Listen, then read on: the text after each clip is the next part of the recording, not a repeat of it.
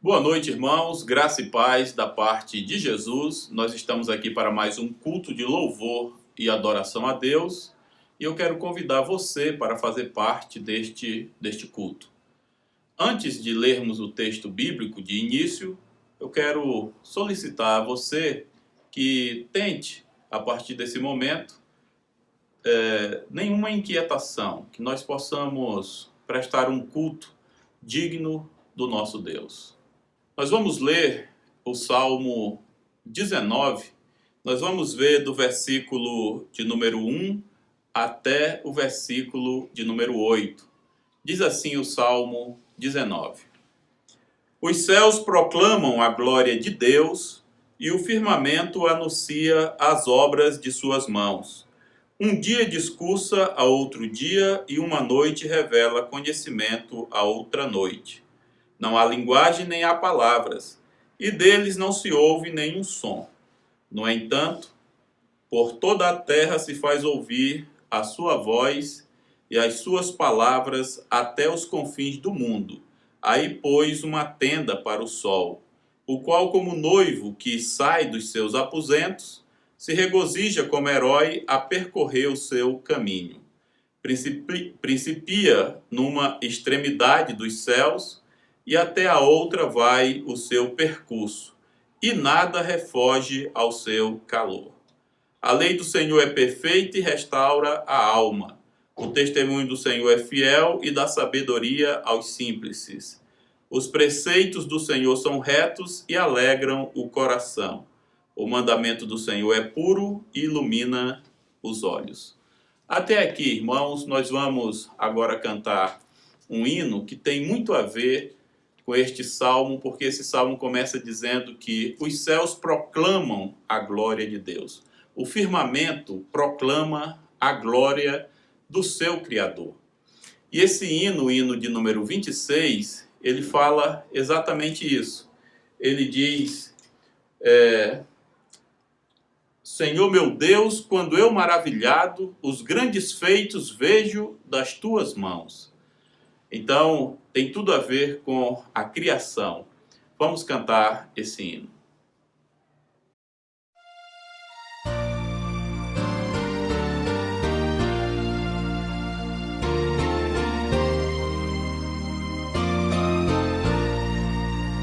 Senhor meu Deus, quando eu maravilhado os grandes feitos vejo da tua mão, estrelas, mundos e trovões rolando, a proclamar teu nome na amplidão.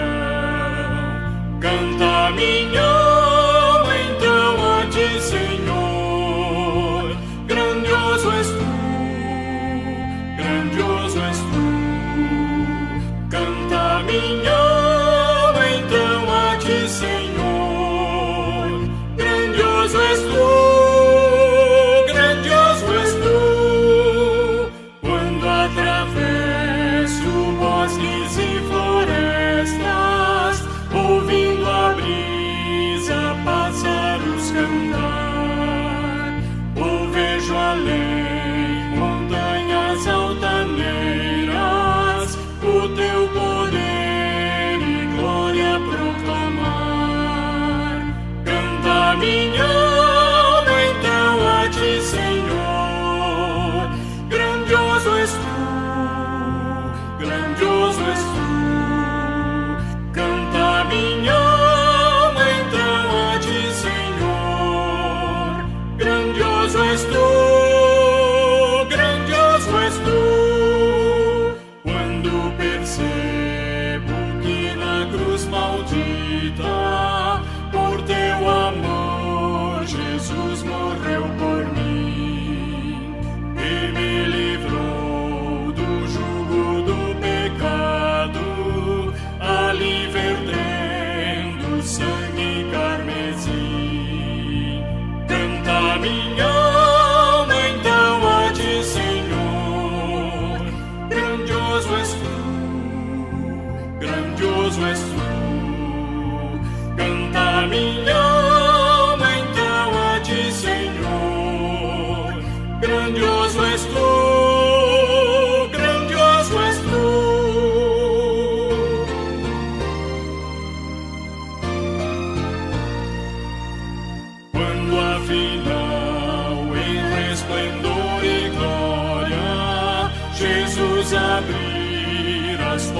portas da mansão.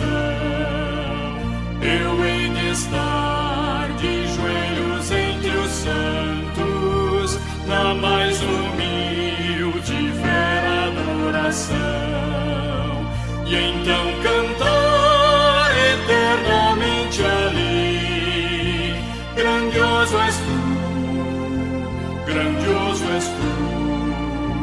Então cantar eternamente ali: grandioso és tu, grandioso és tu.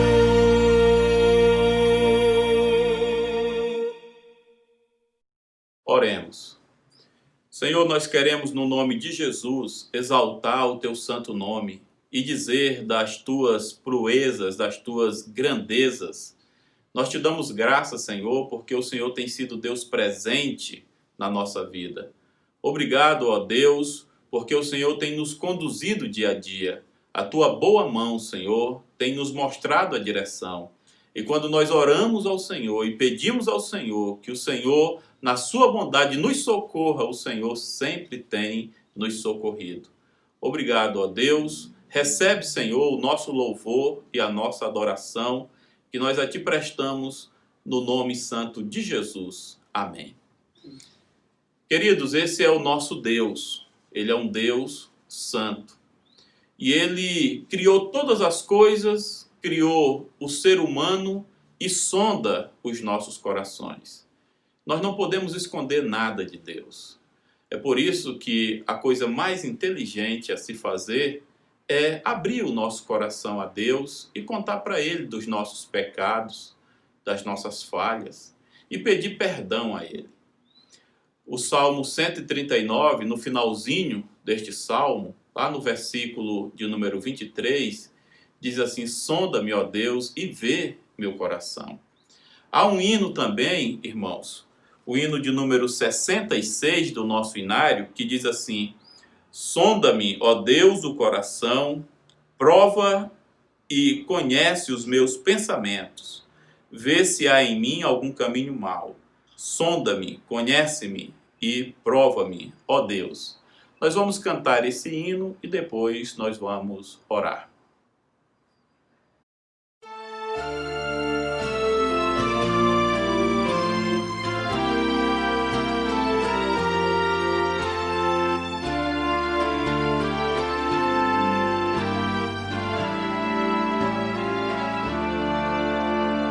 Sonda, meu Deus, o coração.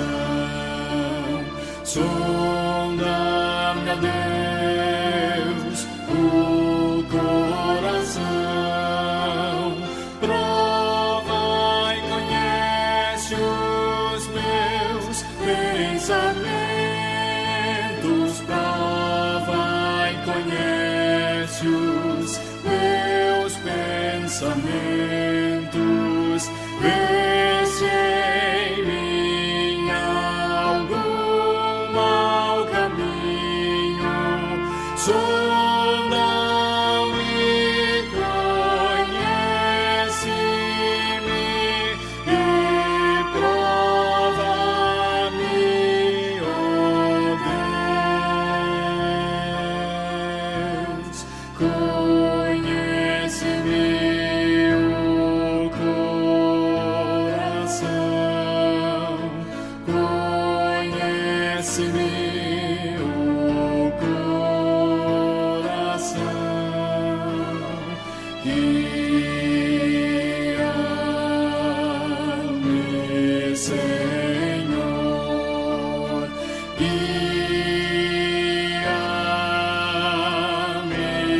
Senhor, e mostra o caminho, e guia meus passos,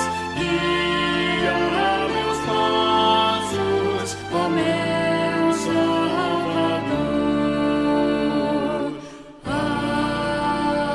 Amém.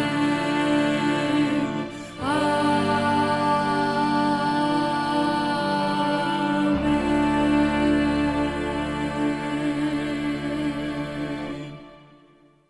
Oremos. Senhor, nós queremos, no nome de Jesus, nos achegarmos a Ti e agora, ó Deus, com o nosso coração aberto ao Senhor, nós queremos confessar ao Senhor que nós somos pecadores, que nós temos, ó Deus, muitas vezes, nós temos pecado contra o Senhor, através daquilo que falamos, através, ó Deus, de pensamentos, através, ó Deus, de intenções que nem sempre são intenções que honram o Senhor. Por isso, no nome de Jesus, Tu que sondas os corações, olha para dentro de nós, Senhor. Limpa-nos dos nossos pecados. Nós queremos, no nome de Jesus, pedir que o Senhor faça como diz na Tua palavra, ó Deus, jogue os nossos pecados para o mar do esquecimento e administre no nosso coração aquela paz que vem do Senhor. Nós oramos assim, agradecidos, desde já, no nome de Jesus. Amém. Agora, irmãos, diante desse Deus santo, com louvores nas mãos, nós vamos cantar ao Senhor. Agradecidos pelo perdão, agradecidos pela salvação. Vamos louvar a Deus. Nesse primeiro cântico, nós vamos estar consagrando os nossos dízimos e ofertas. E depois desses dois cânticos, nós vamos orar uma oração de louvor.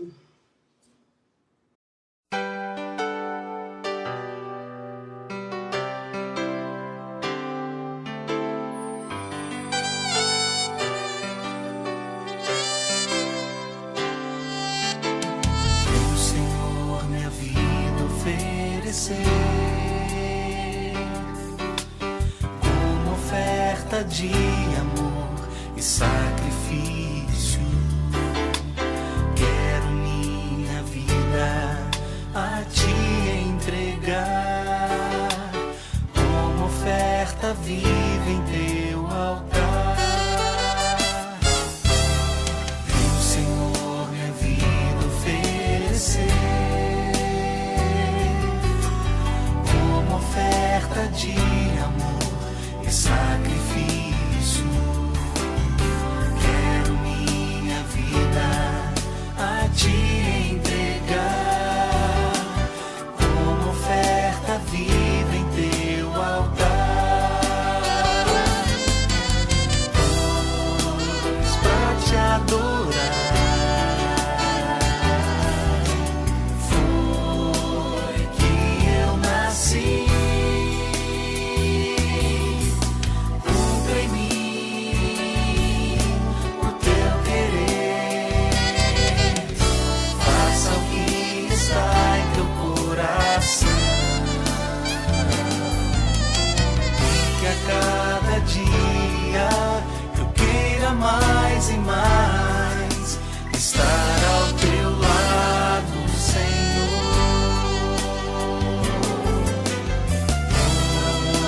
Pois pra Te adorar foi que eu nasci. Cumpra em mim o Teu querer, faça o que está em Teu coração, e que a cada dia eu queira mais e mais estar ao Teu lado, Senhor. E que a cada dia eu queira mais e mais estar ao Teu lado, estar ao Teu lado, Senhor.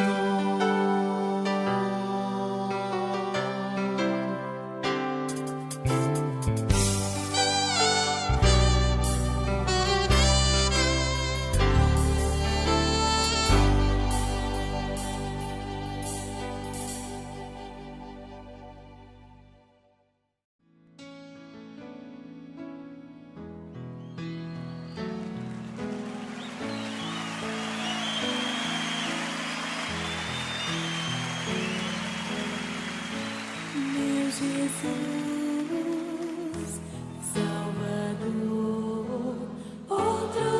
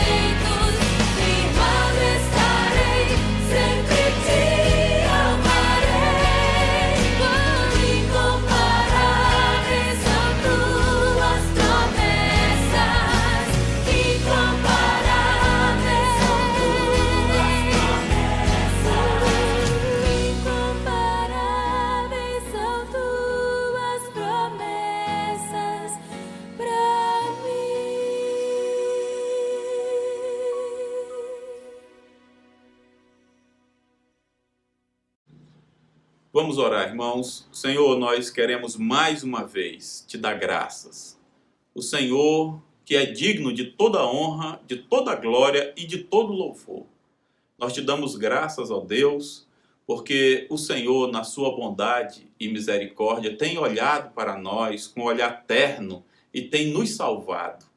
Obrigado, ó Deus. Aceita, Senhor, a nossa gratidão, aceita o nosso louvor e fala ao nosso coração.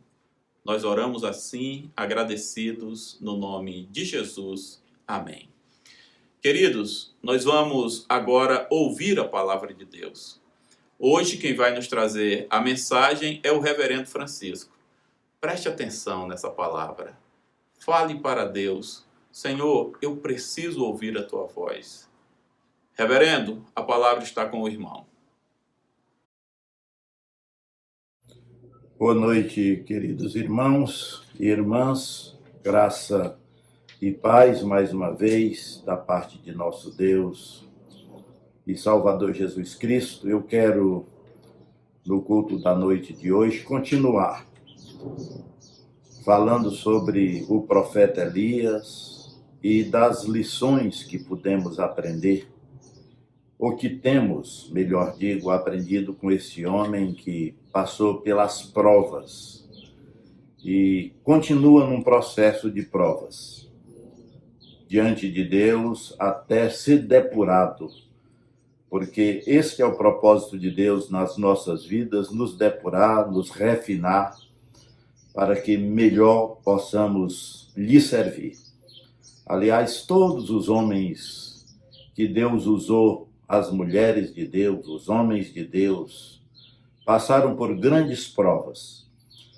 E nós terminamos no domingo falando sobre a chegada de Elias, saindo lá do riacho que secara, em Querite, e caminhando aproximadamente 150 quilômetros, chega a Sarepta, na porta daquela pequena cidade, se depara com uma viúva que Deus lhe ordenara que lhe sustentasse.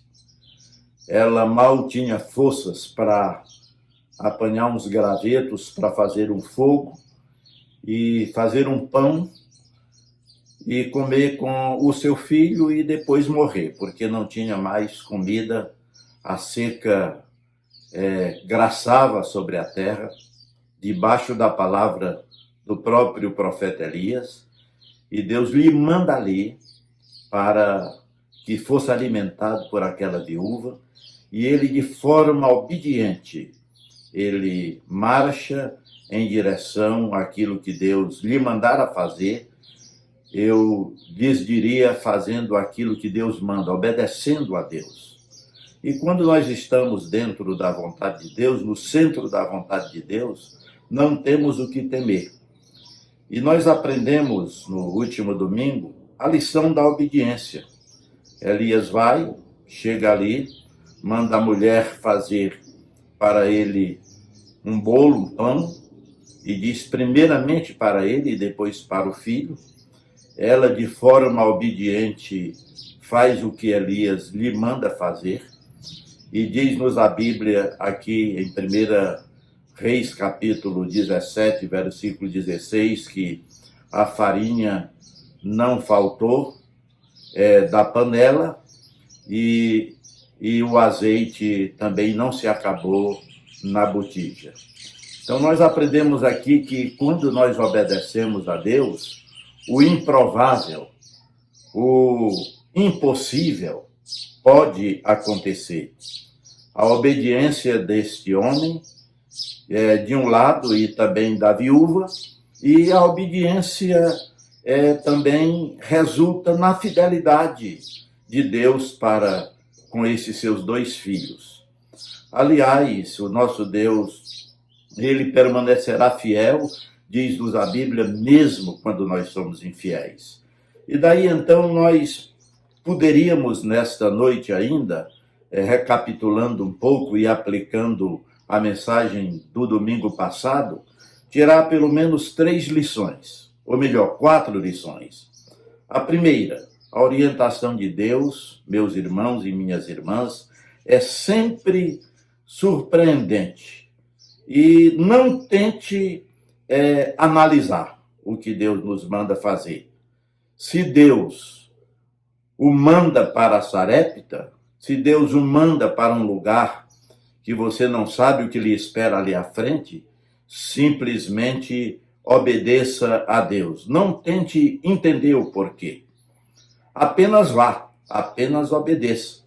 E na nossa obediência está também a fidelidade de Deus como resposta. Deus será fiel.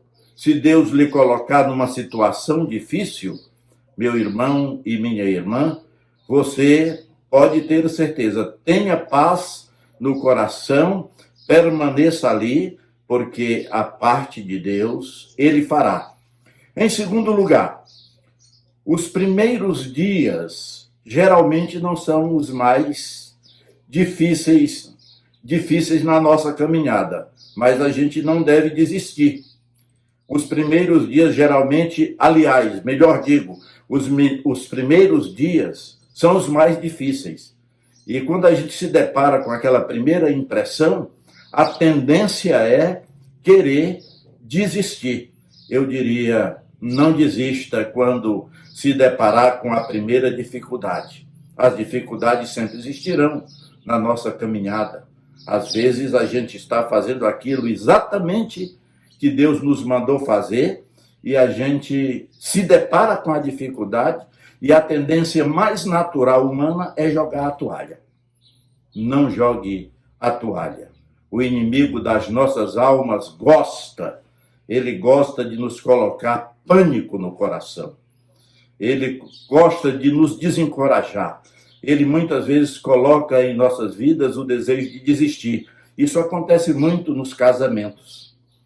A gente se casa com aquela mulher, com aquela princesa dos sonhos, com aquela donzela, com aquela mulher maravilhosa, e quando começamos a conviver com a pessoa ou com aquele príncipe encantado, quando nós começamos a conviver, às vezes demora algum tempo, às vezes demora muito pouco tempo, às vezes já é no primeiro momento, na própria lua de mel, a gente já quer desistir. A viúva era o desafio de Elias. Veja bem, uma viúva pobre, uma viúva que estava ali, mal tinha forças para pegar os gravetos e fazer o fogo. Agora, Elias está diante desta viúva. A viúva, por outro lado, também está com pouca comida, está para morrer. Chega o homem de Deus, só dificuldade. Mas Elias vai, debaixo da palavra de Deus, a viúva obedece debaixo de uma palavra de Deus, e o resultado, na verdade, é um milagre. A confiança em Deus, meus queridos irmãos, ela contagia.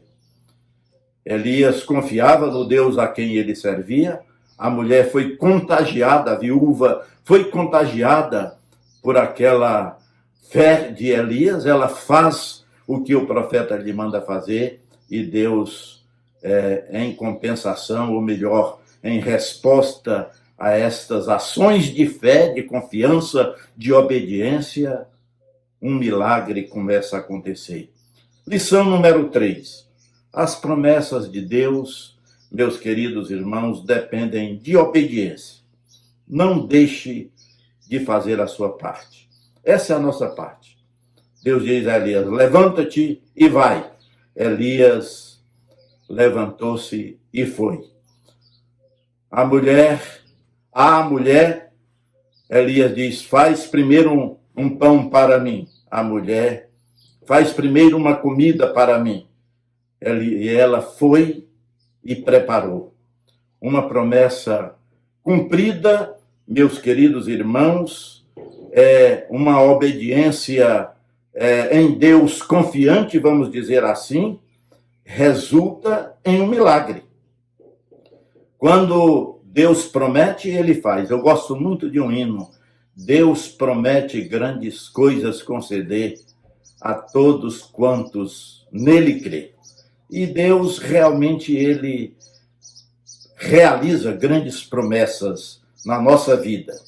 Tenha cuidado com qualquer ensinamento que leve você à passividade. Às vezes nós somos passivos em obedecer ao Senhor. Não dá. E o Satanás, o nosso inimigo, e às vezes até pessoas, nos aconselham a agir em passividade. Nós temos que obedecer o Senhor, precisamos obedecer o Senhor. Descansar no Senhor é uma coisa, meus irmãos. Indiferença passiva é algo completamente diferente. Não devemos ser passivos nunca em obedecer o nosso Deus. E em quarto lugar, as provisões de Deus são justas. Não deixe de agradecer. Talvez você que me ouve nesta noite tenha perdido um emprego, talvez você tenha perdido aquela posição que sonhou, mas eu quero lhe dizer nesta noite de domingo que as provisões de Deus são justas. E eu me lembro do apóstolo São Paulo que diz, aprendi a contentar-me com o que tenho. Nós devemos aprender a lição da gratidão. Sermos gratos a Deus pelo emprego, pelo salário, pela família. Satanás muitas vezes coloca no nosso coração inveja, ciúmes.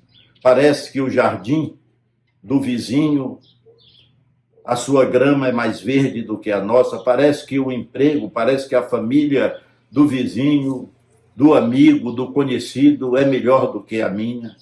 Lembre-se que se Deus está conosco e se Deus tem nos dado aquela quantidade que temos, aquilo é exatamente o necessário para o nosso viver. Aí eu me lembro do maná. Deus permitia que o povo juntasse lá no deserto maná para cada dia. É o pão nosso de cada dia.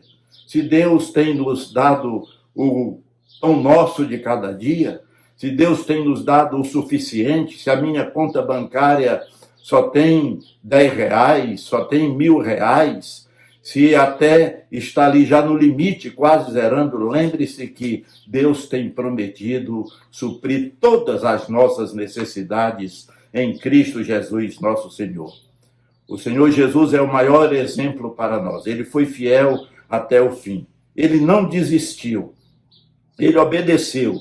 E quando ele orava pedindo que Deus passasse dele aquele cálice, ele orava dizendo, Pai, passe de mim este cálice, conquanto não seja de acordo com a minha vontade, mas de acordo com a tua. Seja feita a tua vontade. E Jesus rendeu-se, ele foi fiel até o fim. A jornada cristã, meus amados irmãos e minhas amadas irmãs, que vai ser uma jornada abençoada, é aquela fé madura que nos leva à obediência e que nos leva a enfrentar as sareptas da vida, onde parece que as necessidades estão presentes de uma forma tremenda e não há quase solução, porque estamos no limite, não tem mais farinha na panela, não tem mais azeite na botija. Mas pode ter certeza de uma coisa, estes caminhos onde Deus nos coloca são os caminhos que nos levam à maturidade cristã. E nesta noite de domingo, eu queria ler um texto ainda do livro de 1 Reis, que é uma continuação da história de Elias. É um texto que se encontra em 1 Reis de 17, do versículo 17 a 24. Depois disto, adoeceu o filho da mulher, da dona da casa, e a sua doença se agravou tanto que ele morreu. Então disse ela a Elias, que fiz eu, ó homem de Deus? Vieste a mim para trazeres à memória a minha iniquidade e matares o meu filho? Ele lhe disse, dê-me o teu filho. Tomou dos braços dela e o levou para cima, no quarto onde ele mesmo se hospedava, e deitou em sua cama, e o deitou em sua cama. Também até a esta viúva, aí Elias se dirige ao Senhor dizendo: ó Senhor, meu Deus, também até a esta viúva com quem me hospedo afligiste, matando-lhe o filho? E estendendo-se 3 vezes sobre o menino, clamou ao Senhor e disse: ó Senhor meu Deus, rogo-te que faças a alma deste menino tornar a entrar nele. O Senhor atendeu a voz de Elias, e a alma do menino tornou a entrar nele e reviveu. Elias tomou o menino e o trouxe do quarto à casa e o deu à sua mãe e lhe disse: vê, teu filho vive. Então a mulher disse a Elias: nisto conheço agora que tu és homem de Deus e que a palavra do Senhor na tua boca é a verdade. Vejam, depois do milagre da multiplicação da farinha e do azeite, vem outra crise: a morte do menino, uma doença mortal. É assim a caminhada cristã. Não pense, amado irmão, minha amada irmã que me ouve nesta noite, que a vida é feita, como eu disse, só de alegrias. A gente sai de uma prova, entra noutra. O capítulo 11 da epístola, aos Hebreus, é uma espécie de versão condensada da vida daqueles que viveram pela fé, daqueles que venceram pela fé, homens, mulheres de fé. Esta fé que está presente no Antigo Testamento. Este capítulo nos apresenta seus nomes e nos diz, de uma forma muito clara, pela fé. Este valioso registro vale apenas, meus irmãos, para aqueles que querem abrir os olhos da fé, aqueles que querem andar pela fé. Desafia-nos a andar por fé, como andaram estes heróis da fé do passado. Diz: pela fé, Abel ofereceu o melhor sacrifício, pela fé, Enoque andou com Deus, pela fé, Noé é divinamente instruído acerca dos acontecimentos que ainda não se viam, e sendo temente a Deus, diz a Bíblia, aparelhou uma arca. Pela fé, Abraão, quando chamado, obedeceu, ofereceu o seu filho Isaque. Pela fé, Isaque abençoou Jacó e a Esaú. Pela fé, meus queridos irmãos, José, próximo do seu fim, fez menção do Êxodo. E é uma lista enorme. E a Bíblia diz também que pela fé, Raabe a meretriz, até uma meretriz, uma mulher de vida desarrumada, desorganizada moralmente, ela venceu pela fé, encontrou-se com Deus e a sua vida foi maravilhosamente transformada. E é interessante também que o texto bíblico de Hebreus, capítulo 11, versículo 35, diz que mulheres receberam pela ressurreição os seus mortos. Não cita o nome da viúva de Sarepta, mas eu creio que ela está aqui de forma sutil, mencionada no texto sagrado. Ela recebeu o seu filho que tinha morrido pela fé. Acho interessante essa menção das Escrituras Sagradas. Esta menção que se faz a respeito de Elias não está incluído na galeria da fé, nem a viúva de Sarepta, mas o texto deixa nas entrelinhas que Elias e a viúva de Sarepta foram também pessoas que venceram pela fé. E a Bíblia diz que Elias era um homem semelhante a nós, que sofria das mesmas dificuldades do ser humano, sujeito às mesmas paixões, às mesmas fraquezas. Lá em Tiago, o texto sagrado diz: e ele Elias venceu, Elias conquistou, Elias ressuscitou mortos, Elias fez com que a farinha não acabasse na panela da viúva e o azeite não faltasse na sua botija. Elias se declina sobre a vida daquele menino morto e, por meio da oração, da fé, aquele menino é ressuscitado. Como esta lista é preciosa. Ah, meus queridos irmãos, como Deus espera de nós também fé. E eu afirmo, que há momentos na nossa vida em que Deus age completamente sozinho para atingir seus objetivos. Você já pensou nisso? Quando ele criou o mundo, por exemplo, ele não precisou da intervenção de ninguém. Deus agiu sozinho. Ele criou o mundo do nada pela sua palavra. Mas há momentos que o elemento humano entra em ação. Deus se utiliza de nós. E eu diria que o nosso Deus, ele espera de nós esta fé, por pequena que seja. Aliás, Jesus disse, se a vossa fé fosse pequena, se a vossa fé fosse como um grão de mostarda.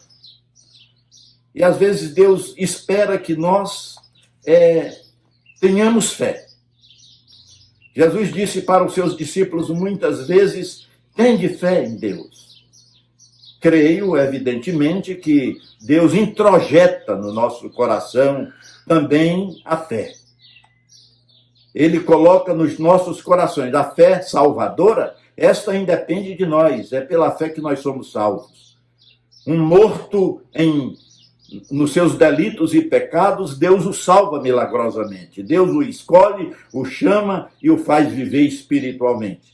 Mas na caminhada cristã, Deus trabalha com a nossa fé, com aquela fé que nós colocamos no nosso Deus. Diz o texto sagrado, e eu gostaria que você frisasse aí, olhasse aí na sua Bíblia, e esse texto vai aparecer aí ao lado, 1 Reis 17:17. Depois disso, aí na sua tela, vai aparecer o texto, adoeceu o filho da mulher. Leia aí comigo, da dona da casa, e a sua doença se agravou, e se agravou tanto que ela morreu.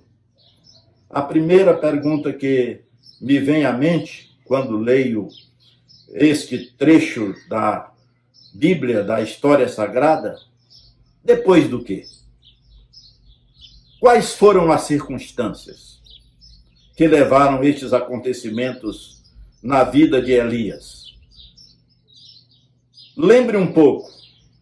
Primeiro, Deus deu a Elias coragem de enfrentar Acabe e anunciar a seca. Depois, Deus lhe manda lá para o riacho de Querite, onde Deus o alimenta. Enquanto esteve lá, ele foi alimentado por corvos 2 vezes por dia e bebia da água do riacho, que uma hora secou. Em Querite, durante um período de um tempo indeterminado, não sei exatamente, Elias simplesmente esperou que o Deus que ele servia na solidão, na sua solidão e na sua obscuridade, Deus estava lhe abençoando, lhe suprindo, mas ele está num processo. Deus está trabalhando a vida de Elias. E Deus está querendo transformar cada dia Elias num homem de Deus. E é assim que Deus trabalha com a vida de todo filho seu, de todo cristão verdadeiro. Depois destas coisas, Deus queria ensinar em todos estes acontecimentos históricos Elias a depender do Senhor. A seguir, Deus envia Elias para Sarepta. Lá, mais milagres acontecem. e agora ele se depara com uma morte na família.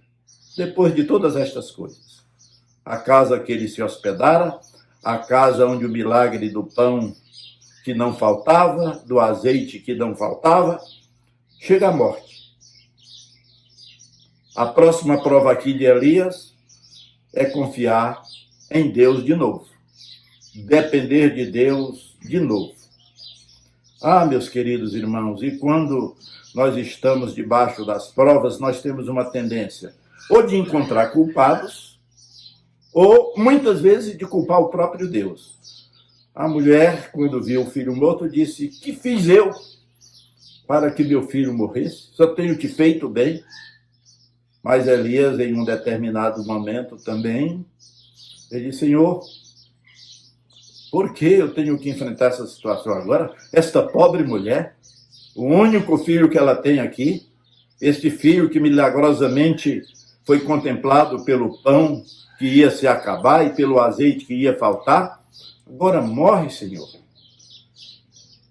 Uma morte na família. Às vezes a morte chega na nossa família, uma doença grave, uma doença incurável. E nós dizemos: mas Deus, por quê? Eu sou fiel. Meu marido é fiel. Senhor, eu tenho sido fiel nos dízimos, nas ofertas. Por que esta crise agora no meu trabalho, nas minhas finanças? A mulher culpa Elias pela pior coisa que poderia ter acontecido na sua vida, a morte do seu filho. Meus irmãos, não busquemos culpados quando estamos debaixo da prova, quando estamos sendo depurados pelo nosso Deus. Elias, ele apela para Deus. E Elias vai para a oração. E na oração acontece um milagre. Diante da mulher, Elias silenciou. Subiu até o quarto onde ele sempre orava e deitou aquele menino na sua cama e se debruçou sobre ele 3 vezes, algumas vezes, e clamou ao Senhor. Eu queria terminar esta palavra de hoje à noite, dizendo ao meu irmão e à minha irmã: quando você estiver debaixo da prova, vá para os pés do Senhor, vá para os joelhos, não encontre culpado. Lembre-se que o Deus de Elias, o Deus da viúva de Sarepta, é o mesmo Deus até hoje. Que Deus nos abençoe e nos ajude a confiar nele sempre. E quando em prova tivermos, descansar nele. Que Deus nos abençoe nesta noite. Amém e amém. Vamos receber a bênção. Que a graça do Senhor Jesus, o amor insondável de Deus, o Pai, a comunhão e a consolação do Espírito Santo repouse sobre vós e convosco permaneça, hoje, agora e para todos sempre. Amém.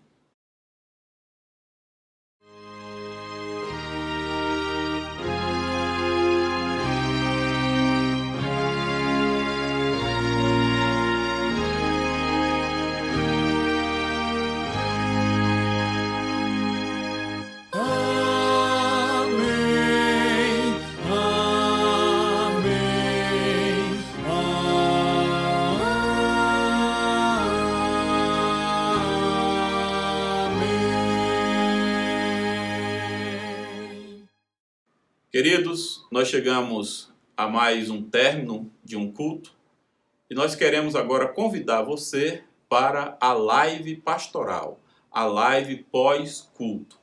Hoje quem estará conosco na live é o pastor Francisco. Vamos participar, vamos dar aquele nosso boa noite, aquele nosso alô aos irmãos.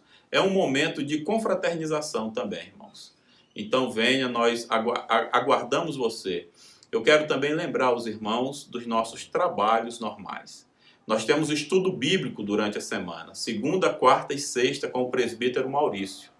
Nós temos a reunião de oração na terça-feira. Esta terça-feira será dirigida pelo Conselho Missionário. Participe da reunião de oração da terça-feira. Nas quintas-feiras, nós temos o trabalho com os adolescentes. Então, fique atento para os avisos, né, ao horário dos trabalhos, e você vai poder participar.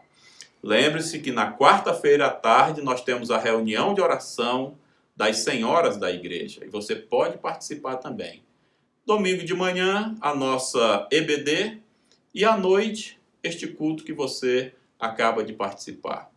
Queridos, uma boa noite a todos e vamos até a live.